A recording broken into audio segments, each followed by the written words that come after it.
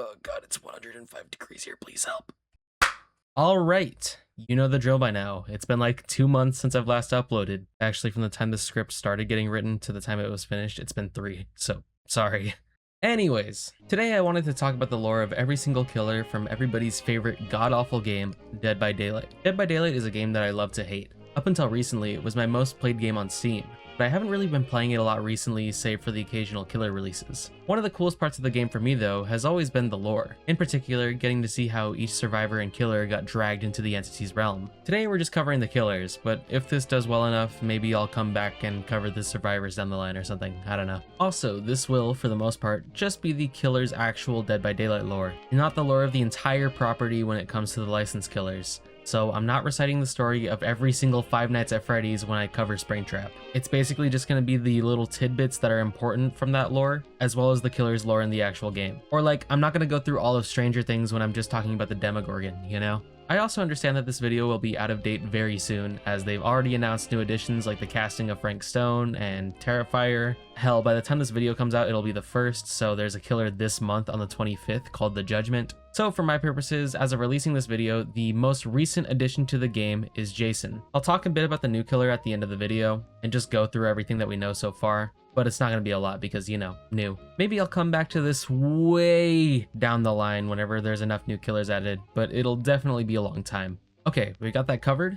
Cool, because now it's time to talk about the complete lore of Dead by Daylight's killers. If you do end up enjoying the video, make sure to leave a like and subscribe. I feel like a shill saying it, but not mentioning it does actually have an effect on my numbers, go figure. So I figured I'd say it here. If there's anything you want me to cover down the line, please make sure to leave a comment below. Now it's time to talk about the complete lore of Dead by Daylight's killers, starting with what is effectively the game's main antagonist, the Entity. The Entity is this mysterious eldritch being that kidnaps people from different universes and time periods to partake in the trials, feeding off the emotions of all who are forced to participate in them. The realm it controls is this physical thing that exists, as many of the characters in the lore have tried to enter it forcefully, but the easiest way to go there is to be noticed and claimed by the Entity. Some do the Entity's bidding of their own accord, others must be forced into it. But overall, in each trial, a group of survivors will try to escape from a killer, with the Entity observing to leech off of it all. Something you're going to notice a lot of is that Dead by Daylight's lore, while really cool, isn't exactly super in-depth in a lot of cases. So a lot of killers, mainly the early ones, kind of just give footnotes in a larger story that we usually don't get to hear all the details of. And unlike something like Deadlock or Overwatch, where you can learn a lot from interactions between characters, DBD doesn't really do that. So, where were we?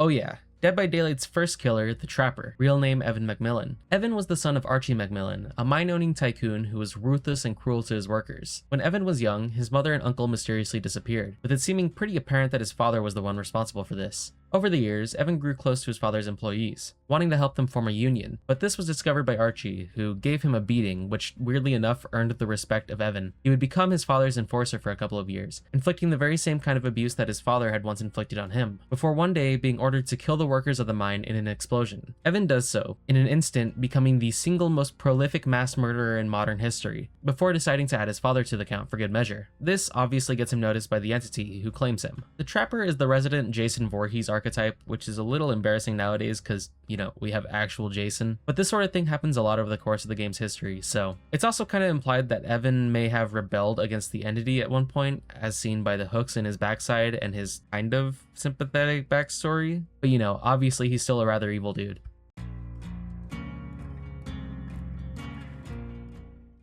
Philip Ojoma was a child during the conflict of the Nigerian Civil War. Both of his parents were killed, with Philip himself keeping a lucky bell in order to warn his people of danger. During an incident, his grandmother and several others were killed, with Philip blaming himself for not being there to warn them, even though the circumstances at the time prevented him from doing so. So, as any young lad would do, he decided to find the squadron that he believed to be responsible, and burn them alive. Fast forward like a decade, and having fled Nigeria, he now works at Autohaven Wreckers, a rather shady place in nature, but Philip was willing to ignore this for the most part for the sake of a fresh start. One day though, by complete chance, he noticed blood coming from the trunk of one of these cars that was said to be crushed, and upon opening it, he found a man, realizing that his boss had turned him into an executioner all these years. The boss kills the man in the trunk after a monologue, and Philip, understandably pissed, decides to crush his boss alive, taking his skull and spine as a trophy before disappearing forever. Max Thompson Jr. was the son of wealthy landowners Max and Evelyn Thompson. Upon being born, his parents were horrified as the young child had extreme physical deformities. So, as any loving parents would do, they dehumanized him, only calling him boy, locking him behind a wall for decades, feeding him through a hole, and only bringing him out on occasions to slaughter pigs for the amusement of the corrupt cops in the town. One day though, the boy would break free, taking revenge on his parents and even attempting to get his mother to tell him his real name, though she refused even in the face of her own death. He would then be chased by the leader of the corrupt cops, dubbed Chief in the tome lore, who attempted to bait him with the information of his real name, but Max would simply cut him down, realizing that he could find his name in his father's belongings. Presumably for some time, Max would roam the fields of Coldwind Farms, cutting down any and all who dared to venture near, both animals and humans alike. He'd eventually get claimed by the entity, with the property never being able to be sold afterwards due to the tales of chainsaws in the summer nights.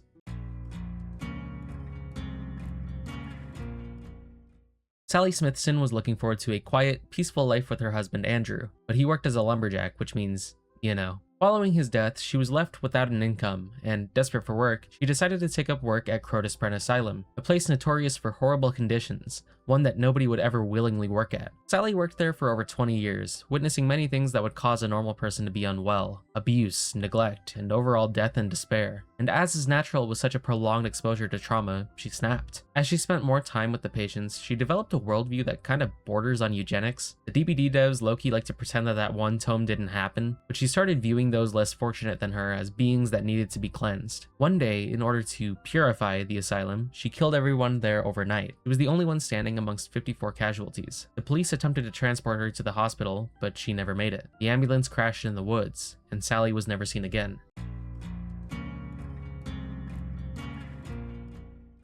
Here we have Dead by Daylight's first licensed killer. The Michael Myers that we find in-game, or well, I guess we don't find him in-game anymore, is virtually the exact same Michael that we know from the original Halloween movie. Pure evil given form, Michael Myers killed his sister at age 6 on one Halloween night. After 15 years in an asylum, he breaks free, stalking and terrorizing Haddonfield on the anniversary of his first killing, famously encountering Laurie Strode, his sister/not sister depending on the continuity, before being shot by his doctor, Dr. Sam Loomis, falls out of a window before vanishing into the night. Presumably, this is the moment that the entity claims him into the realm. Michael is one of the few killers, but the first to appear release date-wise, that actively breaks the rules of the trials, as he is able to kill freely without the use of a Mori, hinting at his pure evil nature, in case that wasn't already obvious from the bullshit that he pulls in some of those later movies.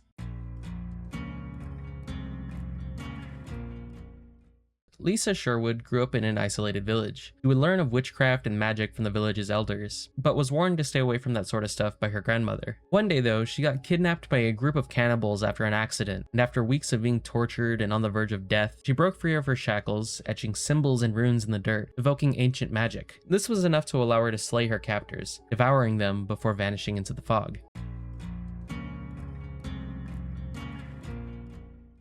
Herman Carter was an incredibly gifted young man with a fascination with the human brain. He was fast-tracked into Yale's neuroscience program, which was actually a front for the CIA to torture people and brainwash them. Carter would study under Dr. Otto Stamper, a name that I'm going to ask you to hold on to, at Larry's Memorial Institute, and was effectively told, hey, we're not going to actually uphold you to the law, so go nuts. And so he did. He was seemingly very good at his job, turning regular civilians into Winter Soldier-esque spies. After years of this, he earned the title of the Doctor, despite not having any real medical certificates, becoming notorious for using convulsive shock therapy. Then the facility went quiet after a week. Upon investigating, the CIA found that Carter's information extracting sessions had turned into just straight up torture in what was an attempt to achieve actual mind control. Worst of all was Otto Stamper himself, who was peeled open and stuck with various nodes and diodes into his brain. Carter would never be found, and the facility was closed soon after.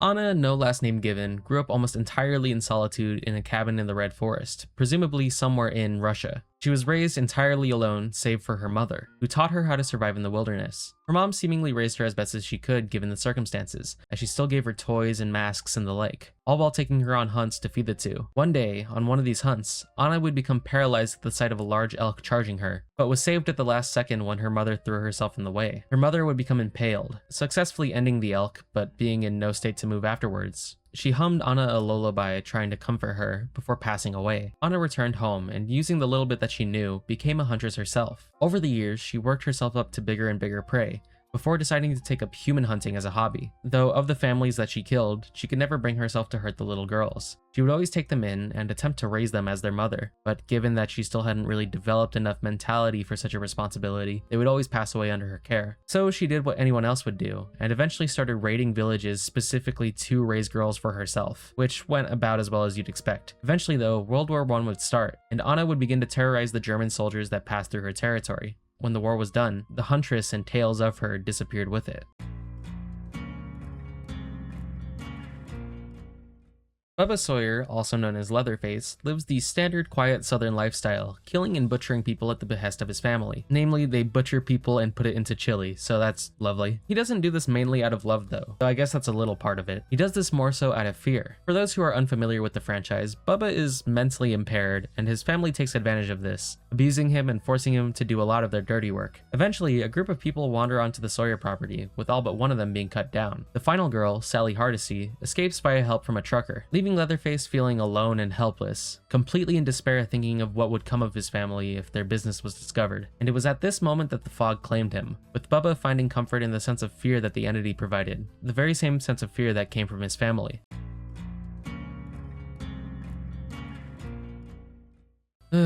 Why oh why did they have to use this version of Freddy? Fredward Krueger, professional monster, was killed by the parents of Springwood in light of his horrendous tendencies. Of course though, being the chud that he is, he decided to return to life and become a dream demon, terrorizing the town once more, focusing on a young lady named Nancy Holbrook. However, because he's a chud, he was defeated through the effort of her and her friend Quentin. But because these movies are never allowed to end without setting up for a sequel, he comes back and kills Nancy's mom. In Dead by Daylight's lore though, there's more to this story, as he decides to chase after Quentin since he felt cucked by him. Whenever he finally cornered him though, the entity claimed him for the realm, nerfing his powers while he was at it just for funsies.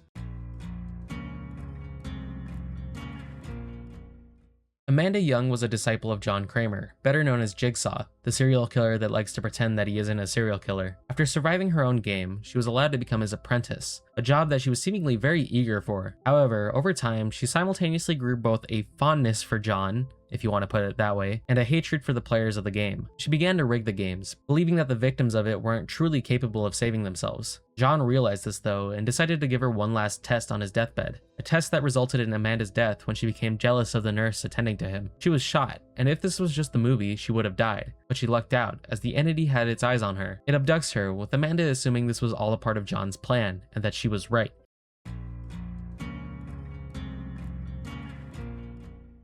Kenneth Chase, also known as Jeffrey Hawk, also known as the Clown, seemed to be destined for an unfortunate life out the gate. His mother died during his birth, leaving his relationship with his father strained before he even got a chance to try and make it work. As he got older, he coasted through a mostly unremarkable life, until one day, after a while of collecting feathers from the floor and worming his way into acquiring anesthetic, he trapped a bird, taking its life, finding his purpose in killing and taking trophies. He worked his way up to taking a human life, which was eventually discovered by his father, forcing him to go on the run. He joined the traveling circus, adopting a new alias, and after a while, took up his hobby once more. He would kidnap and torture people, and after taking their lives, he would claim a single finger for his collection, adopting the personality of the clown along the way. Eventually, he would fuck up, with one of his victims breaking free, and so he would flee once more. But along his travels, he wound up in the fog. Rin Yamaoka was a student at Takamatsu, a private university in Japan. Her mother fell ill during the same year that she started out, and this would weigh very heavily on her father. Her father was also obsessed with one of their ancestors, an infamous samurai from hundreds of years ago. They don't really elaborate into it too much, but Rin herself is able to communicate with her ancestors through her dreams, and through this has a more direct connection to that infamous samurai than even blood. But we'll come back to that later. Her father was put into an insurmountable amount of debt and began to go crazy. The endless exhaustion of paying for everything was weighing on him. Because someone won't get off their fat fucking ass and help me. And eventually, after being fired at work, he snapped. Rin returned home to see her father chop her mother into pieces with a katana, and she too would meet a similar fate shortly afterwards, being cut up and thrown through a window herself. In her final moments though, she felt enraged with her father, and swore that he would not get away with this. As the fog swept over her, she took an oath that would not allow her to rest just yet, entering the fog as a vengeful spirit. I like that there's kind of this implication with Spirit's lore, that the entity was initially looking for her father to be claimed for the realm, but it sensed even greater emotion from her, so it decided to claim her as a killer despite her having no kills IRL. It's pretty cool.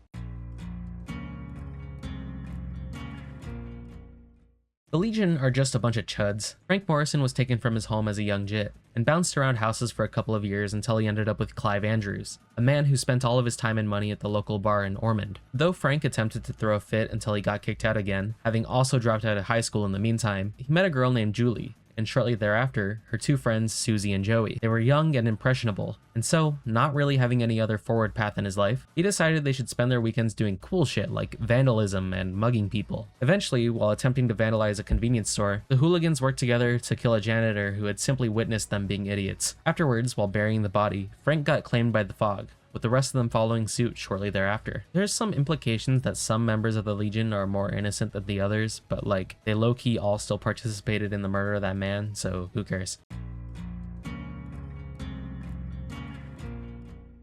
The Plague, real name Adiris, has probably my favorite lore in the whole game. Being the game's oldest killer chronologically, coming from ancient Babylon, Adiris was abandoned on the steps of the Temple of Purgation at the age of 5, living a quiet life of servitude to the temple, hoping that one day she would have her purpose in life revealed. At some point, relatively early on in her time at the temple, Adiris' faith wavers for a second after witnessing people being tortured by the Maiden Guard, a feared group of loyalists at the temple who would torture blasphemers in the name of sacrifice for their gods. Her father figure and high priest of the temple, Haban, notices this and suggests that the temple has become corrupt, telling her that they will flee together to avoid any further corruption. Haban tells her to take their god's silence as a sign that they should flee, but upon praying herself, she heard whispers of what she thought was her god. She punished herself for defying their existence, before donning the clothes of the Maiden Guard, striking down Haban as a traitor of the temple. Soon after this, she would become important in the church, finding her purpose as an incense swinger. Eventually though, a plague surfaced amongst her people, and with all of the priests becoming ill, she stepped up to become the high priestess of the temple, becoming popular after sacrificing her own toe in a move that she intended to save a woman struck with the plague. Though tales of her deeds spread throughout Babylon, she would, herself, contract the disease, using the incense that she carried to disguise the stench that accompanied her rotting body. In an attempt to save her followers, she banished herself from the city, only taking a select few people with her. Eventually though, she could no longer walk, and all of her followers were infected. So, in one last desperate bid to save them, she offered herself to what she had thought was her god, becoming claimed by the entity, who was merely masquerading as it, with the rest of her followers dying shortly thereafter in a cave, seemingly abandoned by the one they worshipped.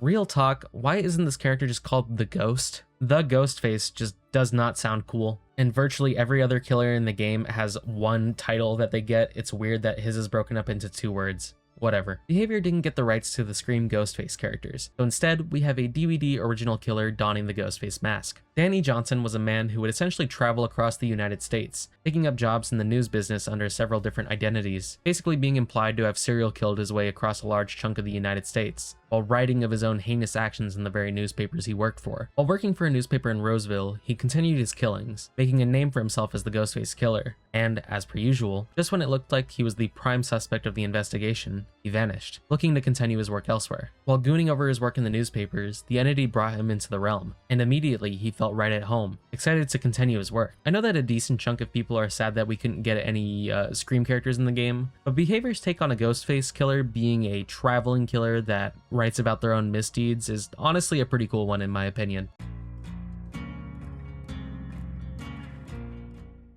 The Demogorgon here in Dead by Daylight is pretty much just a standard Demogorgon, not even one with particular lore significance, though its model does come from the post-credits scene of Season 3's final episode. Its lore isn't even really lore, it's more of a description of the beast than anything. Presumably, the Demogorgon was just existing under the control of the Mind Flayer before being abducted by the entity at some point and being converted to serve it instead.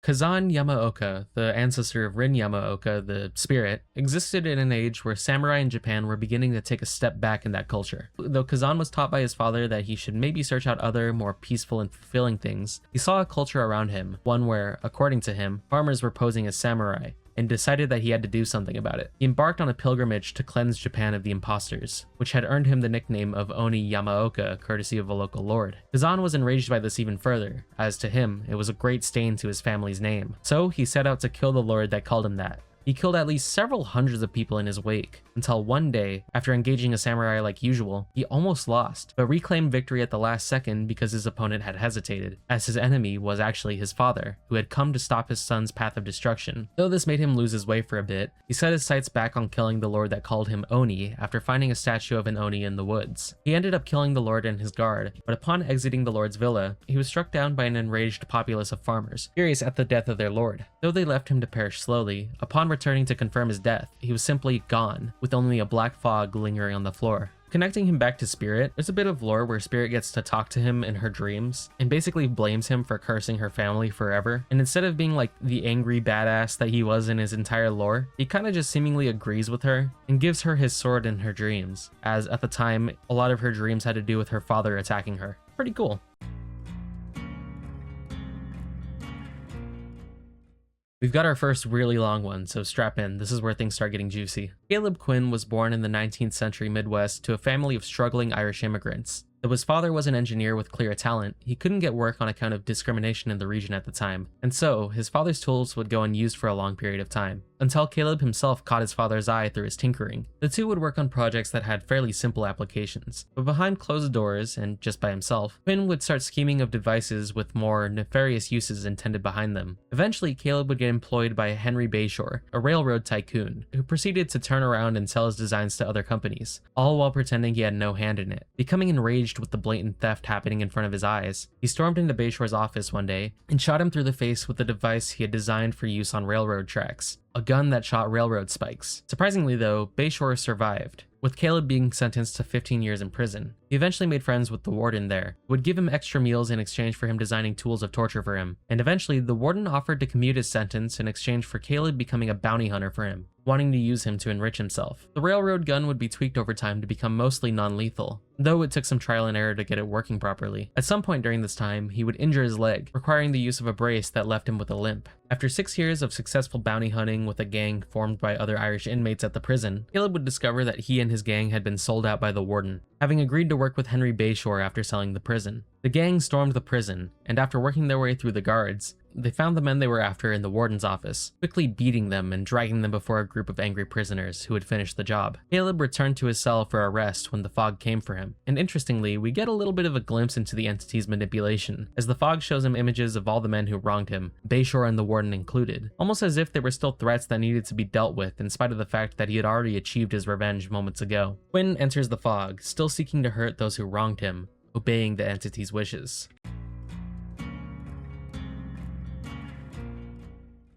In the world of Dead by Daylight, after he completes his role in Silent Hill 2, Pyramid Head goes into a long slumber, waiting for the next time his punishment will be needed. And this is when the entity calls upon him. The two of them make a mutual agreement for him to continue his sadism and punishment in the world of the realm, with a lot less restrictions when compared to his colleagues, with him being able to ignore the hook mechanic entirely and kill freely without the use of a memento mori. Okay, so I'm gonna go on a small tangent here, but it high-key pisses me off just how much Silent Hill material, movies or otherwise, likes to include and drag out the existence of Pyramid Head without including James Sunderland himself. The two are so intrinsically linked that it generally makes zero sense to have the two separate from each other, as Pyramid Head isn't this broad, all-encompassing monster that can just fit whatever narrative purpose studio executives try to cram it into, but rather being a creature that is entirely representative of James's own guilt, need for punishment, and sexual repressment. Trying to apply him in a way that is contradictory to the very tailor-made experience that he was intended to be is a little frustrating to witness the vast majority of the time. Hell, it's even to a point where Masahiro Ito, the creator of Pyramid Head, has stated he wishes he never made the thing. That being said though, while Dead by Daylight's take on Pyramid Head does still feel a little odd to me, as again he becomes this more all-encompassing embodiment of punishment rather than just something tailor-made for James, it works a tiny bit more for me because A, chronologically, Pyramid Head has already fulfilled his purpose when James learns to accept and repent for what he did, so it makes sense for the entity to be able to conjure him up again, you know, with the entity's whole thing being emotions. And B, the entity seems to have a lot of respect for Pyramid Head, with him kind of just playing the trials by his own rules. So while it doesn't really make a whole lot of sense in the lore of Silent Hill, as a lot of the monsters in that are very personal and tailor-made, I think I can live with it a little. I also understand wanting to represent the whole franchise when the Silent Hill chapter released, but it is still a tiny bit odd that Pyramid Head initially released alongside Heather/Cheryl instead of James, but whatever.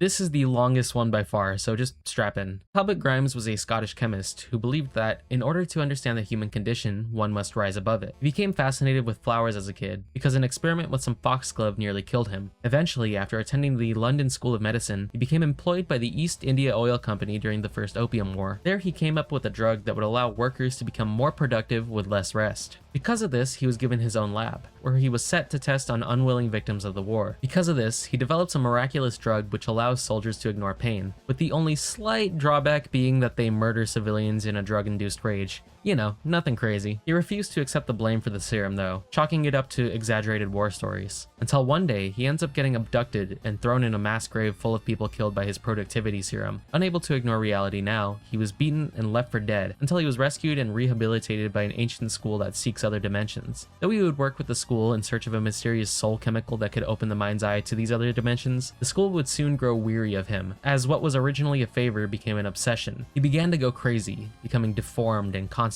in states of drug-induced psychosis. At some point, he was kicked out of the school and awoke in an opium den, thinking of his notes. A robed man would come by and drug him, forcing him to pass out, before waking again thinking of his notes, a cycle that would repeat itself many times, until eventually, Talbot heard a whisper. He began writing what these whispers were saying to him until there was no more room on the walls, which is when he began carving into himself the words he was listening to but could not understand. In an instant, a field full of orange flowers would appear before his eyes, with the entity beckoning him to join the realm, which he would accept. When the citizens of the drug den awoke, there was only one sentence on the walls, albeit written over and over again: death is only the beginning. Though he's the first person to break into the realm, and in fact was originally a survivor before he was a killer, he quickly realizes the error in his decision and decides to find a way out of the realm. After wandering through various dimensions and discovering a mysterious journal, he would begin experimenting with the orange flower, the pustula plant, which comes every Halloween, corresponding with a blight that afflicts the entity, the flowers themselves containing bits of the entity's power. While being hunted by various killers, he would become addicted to the plant and the power that it gave him, deciding to turn around and experiment with it by injecting various killers with it after abducting them, which is largely how we end up with the blighted skins in game. Eventually though, as the blight was running out, Talbot would attempt to use one last serum to escape the realm, but this was unsuccessful, as the entity found him and decided to cast him into the void to rot away forever, but he refused. Perhaps from the serum he had been abusing, he was still alive. He begged the entity for more serum, at which point he was given a test. He had to kill some people for it, and he would get exactly what he wanted. Upon the task's completion though, the entity gave him more than he had bargained for, transforming him into the Blight as we know it, using him as a tool in the trials. Sorry that section was so long. The Blight is probably the single most written about killer in the game's lore, and his duality as a man that forced his way into the realm versus a killer who ends up being trapped after wanting to escape makes pretty much all of his lore important to write about. Victor and Charlotte Deshays were a pair of conjoined twins born in 17th century France, with Victor emerging from Charlotte's body more like an appendage than that of a conventional person. As such, the twins and their mother were hunted through the streets of France, which perceived their births as the result of some sort of witchcraft. Over the coming years, their mother would fall ill, leaving the responsibility of collecting food for the family to Charlotte, as she was the only one who still had agency in her body. Though she seemed successful, this would lead to their capture, with their mother being sentenced to burn for being a witch, and the twins themselves being sold to a cult that would experiment on them. The two of them would eventually escape by causing a fire during what was supposed to be their final experiment. Charlotte ran as far away as she could into the woods, even with lungs filled with smoke, before collapsing. When she awoke, Victor was dead. Since the two were literally inseparable, she would continue on for a couple of years concealing his corpse. She realized that she would never be truly safe, as she would always be hunted for her circumstances. And one day, in the cold winter, just as Charlotte felt peace and was willing to accept her death in the freezing cold, Victor jolted to life, flailing about, before freeing himself from her entirely and running into the fog. When she caught up to him, she had to watch as he was taken away by a hooded figure entirely into the fog. Enraged and wanting to protect her brother, she soon followed him. Ji-woon Hawk had a knack for attracting attention, of which he always wanted more. As a teen, he became a tourist attraction at his dad's restaurant by learning to stylishly throw knives. His father would pay for him to take dancing and singing lessons, which caught the attention of one Yoonjin Lee, who decided to turn him into Korea's next big thing, a member of the band No Spin. Though this attention was initially enough, he eventually grew envious that it was split between him and his bandmates. So, when a fire broke out in the studio with the rest of his bandmates trapped inside, he instead opted to listen as they screamed his name, begging for help. Ji-woon would quickly become hailed as a tragic figure who did all he could to save his friends. Yoonjin rebranded him as the Trickster, which is a completely fucking stupid name by the way. I know that the vast majority of artist names are dumb, but holy shit. Imagine if, like, I don't know, Pitbull, after a long and successful career as Pitbull, decided to rebrand as the Trickster. Okay, that's kind of a bad example because I think he specifically could pull it off, but nobody else. No. Anyways, over the course of his solo career, he would begin to kidnap and torture people, using their screams in his songs. As he focused more on his hobby rather than his music, the studio executives at Mighty One decided he could no longer produce his own songs. And so, over the course of 3 months, he planned their demise. When the time came to prove himself in front of them, and tortured all of them in a performance as his instruments, all except one, Yunjin, who would be allowed to watch the performance as she was the one that noticed him initially. After the performance was done, he was set to kill her to tie up all loose ends. But when he approached, the fog claimed him, and so he accepted his new stage readily. The Nemesis is a Model T-103 Tyrant, a bioweapon that was manufactured and mass-produced by Umbrella, mixing both the T-virus and the Any-Alpha parasite to create a weapon that can follow orders, possessing incredible strength, immense adaptability, and the ability to use various weaponry. Nemesis himself was deployed in Raccoon City to wipe out any members of STARS, since they're aware of Umbrella's crimes from the first game. During one of many encounters with Jill Valentine, the Fog would claim Nemesis, who decided to continue his mission of wiping out STARS and killing anyone who gets in the way. Not really too much to discuss with him, unfortunately. The Nemesis in his franchise is often characterized through his vast arsenal, which includes his iconic rocket launcher. So, what weapon does he use in game? God damn it. Also, I'm just gonna say this while I have the chance, but I kinda really dislike his remake design. It's not bad, but it's so boring compared to his original one. Thank you, Dead by Daylight, for making a $20 cosmetic that allows me to make him look cool again. Yo, I'm gonna go on a side tangent here about DBD's monetization, so you can skip here if you want to just get back to the lore. And you can say whatever you want about it, this is entirely my opinion, but Dead by Daylight should low-key be free at this point, and if not, it sure as shit should not be a $20 game. This is a game where you get like 5 free characters on either side at the beginning, and the rest of the characters either cost a shit ton of grind or $5. The licensed characters specifically cost $5 each, with no other way to get them, and basically every skin in the game that isn't a recolor costs anywhere from $15 to $25. Let me propose a scenario to you. Let's say you're a really big Resident Evil fan, so you buy Leon Kennedy for $5, but you want to play as Chris Redfield, who isn't a character, but is instead a legendary skin, meaning that the combined purchase of these two characters, unless it's some sort of event where there's a discount, will cost you a combined total of 30 real-life American dollars. Or 25, I can't remember off the top of my head, editor me, fact check me. Either way, this is more than the cost of the fucking game. For 2 characters. Fortnite and other games with similar monetization styles get away with that shit because they're free. What do you mean this game has a paywall and still regularly sells $25 skins for even the non-licensed characters? I understand they gotta make their money, and with as many licenses as they have, those are all gonna cost money too. I don't have an issue innately with these things costing money, or with the price of these things. Are these prices high? Yes. But is that unfortunately the industry standard in this day and age? Also yes.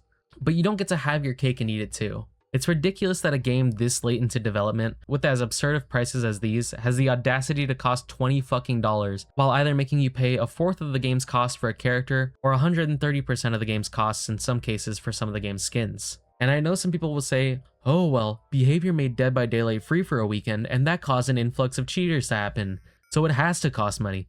Get better fucking anti-cheat. I don't know what to tell you. This isn't some small niche indie company. This is one of the highest grossing games of all time, and one of Steam's consistently highest played games. This shit is borderline predatory. Just get a better anti-cheat if that's really a concern. Okay, Chud session is over. Back to the normal video.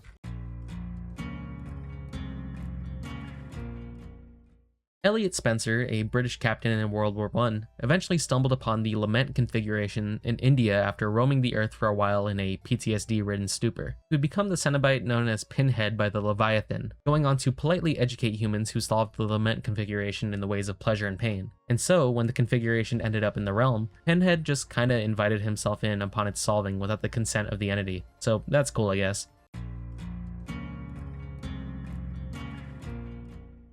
Carmina Mora was an artist who was abandoned by her mother at a young age. Her father was a dick who blamed her for it, so she carried the role of being her brother's caretaker. She'd spend her days taking care of her brother, while painting and idly feeding some crows. One day though, while painting with him outside by the river, he had to step away for a moment to take a phone call. But when she came back, he had drowned in the river, causing her further anguish and deepening the rift between her and her father.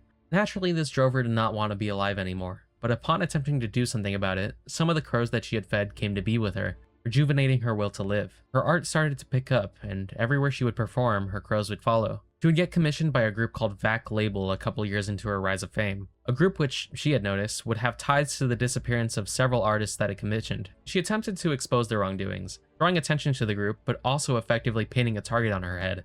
She ended up getting kidnapped by a group of hooded men sent by them, who proceeded to bring her out to the desert and cut off her hands and tongue. Before all could be said and done though, crows descended from the sky, attacking her captors. And though she was happy for a moment, the crows soon turned onto her friends who had been kidnapped with her, making her feel despair as she felt responsible for the deaths of her friends, before the entity claims her into the fog. Sadako Yamamura was born as the child of a seer, from whom she seemingly inherited some level of psychic powers. Early on, she was seen as a threat, as she killed a journalist who called her mother a fraud. Shortly after her mother passes away, she is attacked and pushed down a well, and though she tries with all of her might to escape, she simply cannot, dying down there. As time went on and she was forgotten, a cabin had been built atop the well, and it was because of this that Sadako had found an opportunity to get her revenge, pouring everything she had into a cursed videotape that kills any viewer after 7 days. Eventually though, a fog is poured into the well, alongside a tidal wave that destroys the cabin, with Sadako being welcomed into the realm. The Fold was founded in the 1950s by a group of philanthropists who wanted to create a society free of all sorts of dark thoughts and disillusion, which, as you'd expect, attracted all sorts of people. Surprise, surprise, so this was basically a cult, as members were taught the ways of joy maxing, and any who expressed having dark thoughts, including criticisms of the community, would be banished by its leader, Dr. Otto Stamper, who, if you'll recall, is the Doctor's mentor from way earlier, or I guess later chronologically. As is sometimes the case with cults, after a time, members who weren't banished would disappear suddenly in the night, even in spite of the peace that Otto had built. The members were scared, as Otto had claimed the bad thoughts in the community had summoned a creature called the Drani, and everyone was confined to their homes as long as the formless threat remained apparent. One day, Otto brought a journalist out before his followers, who revealed that, again, surprise surprise, this was a cult. And Otto apparently had a history of bringing people together and corrupting them before torturing and killing them. He killed the journalist, and with that, the paranoia in the community had reached a breaking point. The members were all simultaneously infighting while also trying to contain any dark thoughts they could possibly have. Out of a thick fog emerged the Drani, or as we know it in game, the Dredge, who wasted no time feasting on the crowd, savoring their misery, acknowledging Otto briefly before returning to the fog.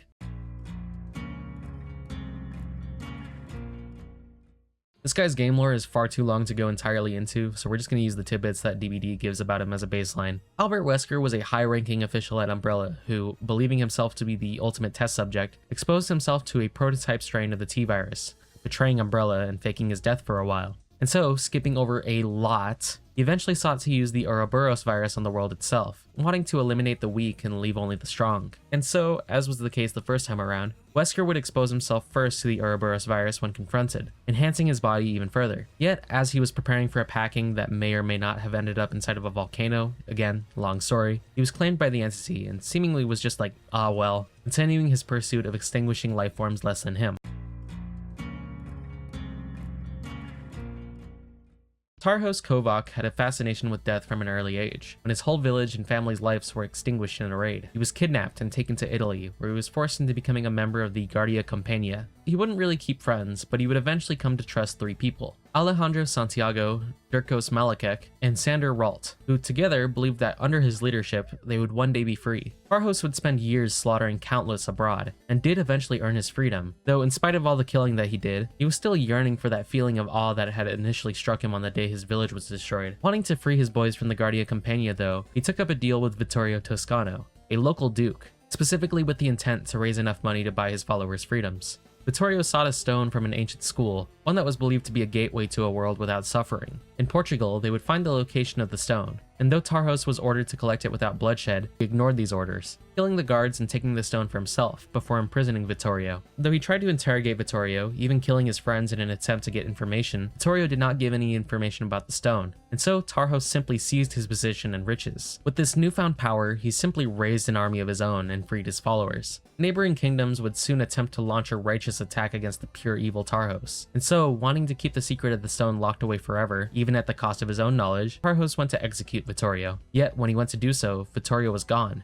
having already been called to the fog after inciting various sigils from the stone onto the wall. Tarhos made his way back to the town, furious, and fought off the invading armies alongside his trusted 3, not noticing the thick, black fog slowly encompassing him. Stepping into the realm, he felt the same awe he had felt all those years ago. Tarhos had found his paradise.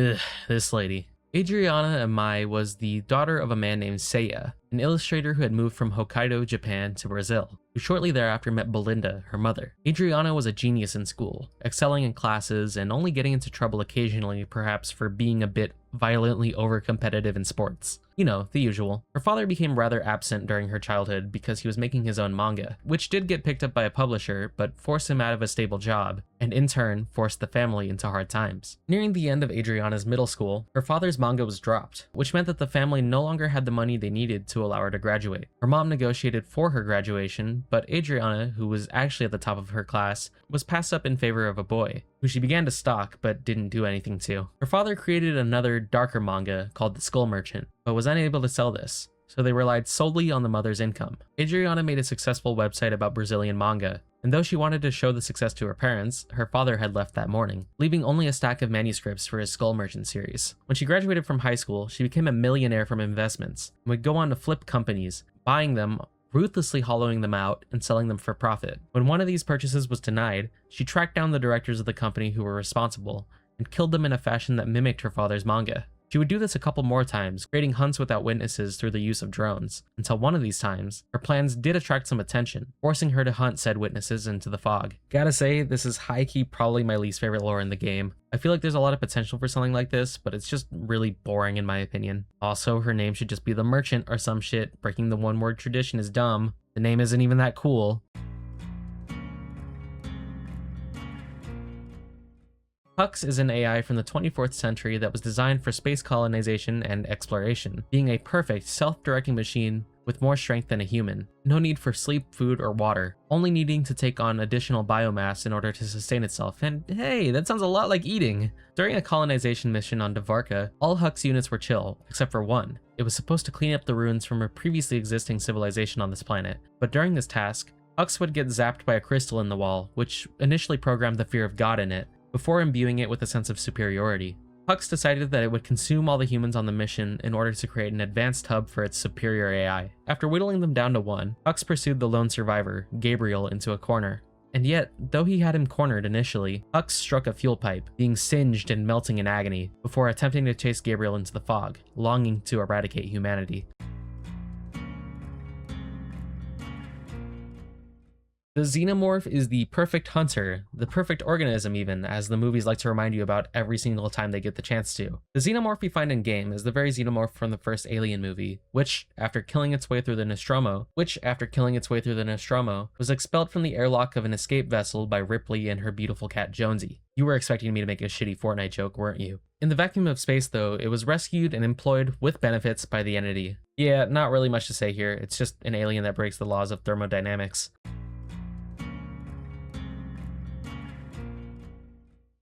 Same thing here, just call him the doll or some shit, no need for the two-word names. Charles Lee Ray was your average run-of-the-mill strangler, who, after being cornered in a toy store, decided to transfer his soul into that of a good guy doll named Chucky through a curse. He takes residence with a boy named Andy, and after some wacky shenanigans involving the murder of some folks, he ends up being struck down while trying to take the body of the boy. Pause, since he was the first one he revealed his identity to. He attempts to do the same thing 2 years later, but gets foiled once again by Andy and his foster sister. When his ritual is interrupted, he gathers himself and attempts to chase Andy once more, who is now seemingly running into the fog. Chucky thinks that this fog is here to help him, and shortly follows him in. Yeah, there's no weird doll nut/doll sex shenanigans here. Chucky's DVD story is actually pretty short. Tiffany is here though, so...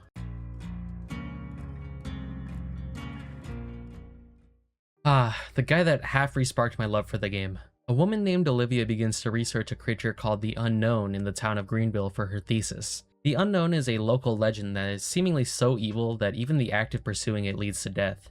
Yet, as Olivia looks into it more, it becomes apparent to us, the reader, that at least a decent chunk of what she's looking into is just wrong, as a decent chunk of them are disappearances caused by the entity, namely the disappearance of Michaela and Sable respectively, as well as the work of one other killer in Greenville, a notable slasher that we'll get to. After exhausting herself, particularly by attempting to imagine what the Unknown might actually look like, Olivia begins to hear whispers, accompanied by a thick black fog under the door of her apartment.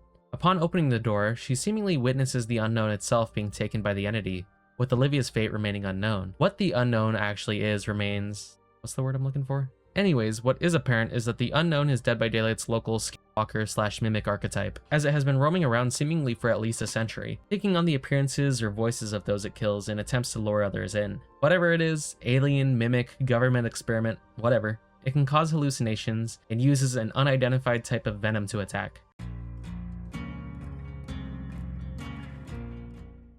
Vecna DBD is actually Vecna D&D. A bit of a weird collab in my opinion, but whatever. We have fucking Rainbow Six for some reason, so I guess it's allowed. Vecna was an extremely talented wizard who eventually grew to reject his humanity in favor of becoming a Lich. Doing normal Lich things, he would one day be brought a tome by one of his servants, which was written in a language that was foreign even to him. He sensed a tremendous amount of dark energy coming from it though, and spent much of his time trying to decipher it. After making a breakthrough and reciting the words from the tome, the fog would attempt to claim him, and though he quelled it for a moment, he willingly let it take a hold of him so that he may one day claim its power for himself.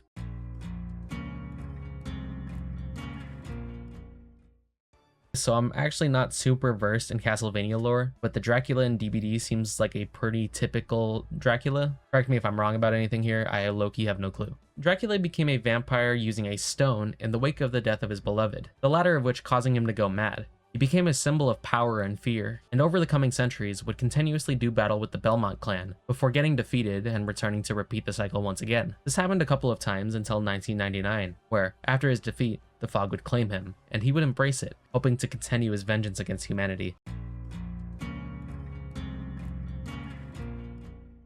Portiame's father was a humble yet successful sailor, one who would raise her well and teach her the trade, taking her sailing abroad with him. During one of their travels to Italy, they would adopt a litter of puppies. Upon traveling back though, a storm pushed them into pirate territory, where they would encounter a fierce pirate named Moloch. Moloch's son would murder her father, with Moloch himself then forcing her to lead his crew to her hometown, Fortune, which they would then burn down. Back on the ocean again, she attempted to lead the men astray, which, wouldn't you know it, led to her boat capsizing courtesy of a storm, some cold fog, and a large tentacle. When she regained consciousness, she found herself on an island with the runt of the litter, in a cursed part of the ocean. After some time growing strong on this island, and seemingly battling various supernatural threats, which is just something that the game drops and never elaborates on, her dog, Snug, would vanish, but in his place, her old boat would be seen at sea, seemingly a gift from the fog that accompanied it. She took to the seas, tormenting other pirates with a crew of dogs in an attempt to find Moloch. He eventually found his son, Tariq, who again had murdered her father, and proceeded to kill and cook the boy before feeding him to Moloch once he returned. Though she thought she finally had Moloch in her hands, he would be pulled away into the fog, though she would miraculously hear Snug,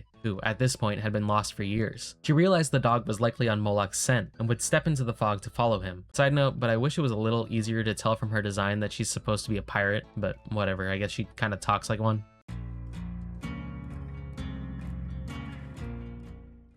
This one is almost near and dear to me, as Tokyo Ghoul was the first anime I ever got into, and the first manga I read to completion because the anime high-key sucks. Unfortunately, this character is actually so unbelievably unfun to play against, holy shit. Ken Kaneki was a humble young lad in college, studying literature, wanting a girlfriend, you know, the whole shebang, when one day, a seemingly chance accident saved his life from being killed by his ghoulish date, Rize, but at the cost of turning him into a half-ghoul. Ghouls are a species that prey on humans with the use of built-in organ weapons called Kagane. He adjusted to ghoul life as peacefully as possible, joining a pacifist group, or well, as close to a pacifist group as you can be as a cannibal, until one day, his group was attacked by a rival group called Aogiri. After being kidnapped, he is tortured by a man named Jason. No, not that Jason, though they sport similar masks and both harbor themes with the number 13. Jason was a ghoul cannibal, as in he would eat other ghouls, and he tortured Kaneki in order to create food for himself, as half ghouls are apparently tasty, wanting to become stronger because eating ghouls apparently does that to you, while also trying to feed into his own sadism. Kaneki, experiencing a psychological breakdown at his hands, was visited in his brain by Rize, who encouraged him to stop living the passive life of a human, and instead to take control of his life as a ghoul. He breaks free, earning sick-ass anime white hair, before taking Jason's life, now emerging as a stronger ghoul. Upon leaving the room, he would be claimed by the fog, and seemingly be put into an eternal hunger, being forced into a constant craze by the entity.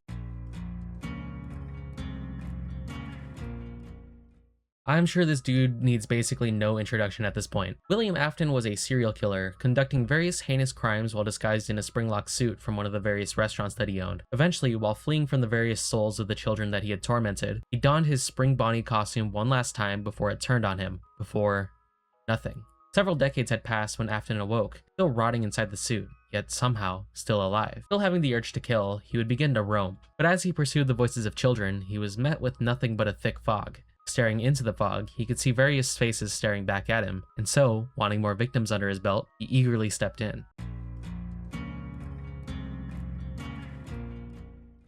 Wurong Sukapat was an aspiring opera singer who seemingly couldn't escape the role of understudy, always wanting more for herself. That was when she was approached by a singer named Malai, who offered her a bottle, saying that drinking it would allow another to inhabit her body, but it would also ensure her success on the stage. She gave a hell of a performance, but coughed up blood shortly afterwards, simply choosing to ignore it. One night, she awoke not in her bed, but instead in a ravaged chicken coop. She stumbled home, realizing that this hadn't been her first venture out without her knowledge, and decided to call up a friend that she previously relied on, telling her that she was sleepwalking and needed somebody to watch her instead of the actual truth. Though her friend agreed and seemingly everything was peaceful that night, she awoke to find her friend dead, a victim of the creature's night hunting. Wurong would make her way to Malai's home, and upon confronting her, Malai revealed that the creature was a curse that she had passed from herself onto Wurong. The creature emerged, tearing itself free from her body before killing Malai. Wurong returned home to a call from the director, saying that she had gotten the role she wanted. She felt elated. She enjoyed her stardom and learned to coexist with the creature within, until one day, wanting more, the creature took them into the fog.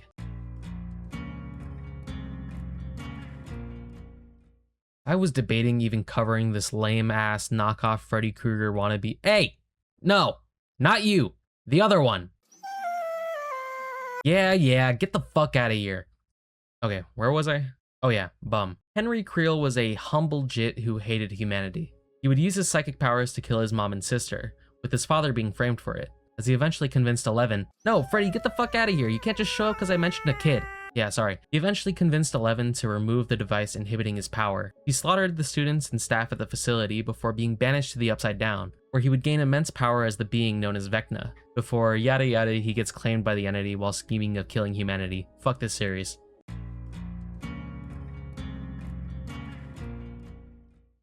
At long last, we have Jason. Not Friday the 13th Jason or video game Jason, but generic Jason vs. Jason. Not much is known about Jason in DBD. He presumably shares a lot of his origins from the Friday universe. You know, boy who drowned come back to life for revenge. He seemingly also takes a lot of his physicality and hunter mannerisms from remake Jason, but unfortunately we don't really have much to go off for him. The only things that are for certain in Dead by Daylight are that he resides in the woods of Greenville, and that he... wait, what the fuck? He fought the Unknown? Yeah, so the entirety of Jason's lore is just one big fight between himself and the Unknown. And seemingly, the moment that the Unknown was taken into the realm was also the moment that Jason was taken as well. After Jason dismembers the Unknown, he watches as it slowly begins to reassemble, while the fog in the forest surrounding them turns black, which brings him into the trials, so that's something.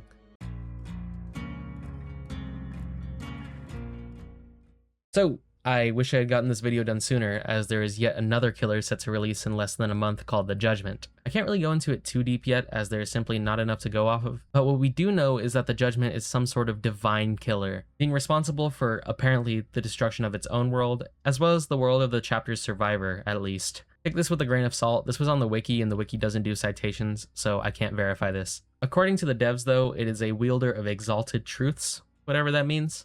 And it torments those it punishes for being sinners, apparently being a goddess, making it one of the most powerful beings in the trials.